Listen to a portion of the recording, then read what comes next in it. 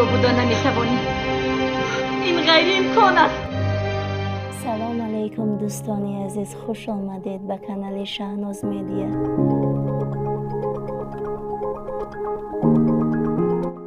دلشاد شمشک 15 نوامبر سال 1980 در نروژ به دنیا آمده است. دلشاد دو خواهر دارد. تا سن 13 سالگی دلشاد در نروژ زندگی نموده است. او تا سن 13 سالگی در نروژ زندگی نموده است. بعد سن 13 سالگی او با اهل عائلش به ترکیه شهر ازمیر سفر می نمایند. دلشاد 14 سال در ازمیر زندگی می نماید. بعداً به شهر استانبول با اهل عائلش می کوچد. او مکتب مناسبت های عمومی شهر لندن را ختم نموده است.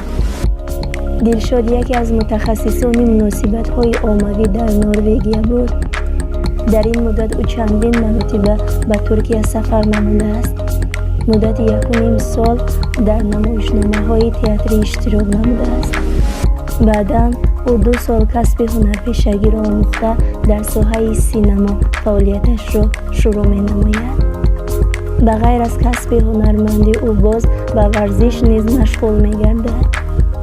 دلشاد همگی در 5 فیلم نقش آفرینی نموده است. اولین سلسله فیلم نقش آفریده‌اش سال 2013 با نام "یه открою тебе тайну" می باشد.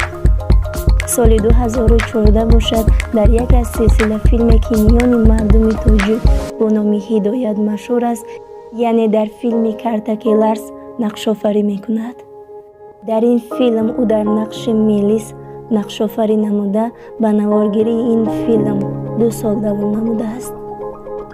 آخرین فیلمی که در آن دلشاد شمشک نقش آفرینی نموده است سال 2019 در فیلم "اوبی منیا любимый" می باشد.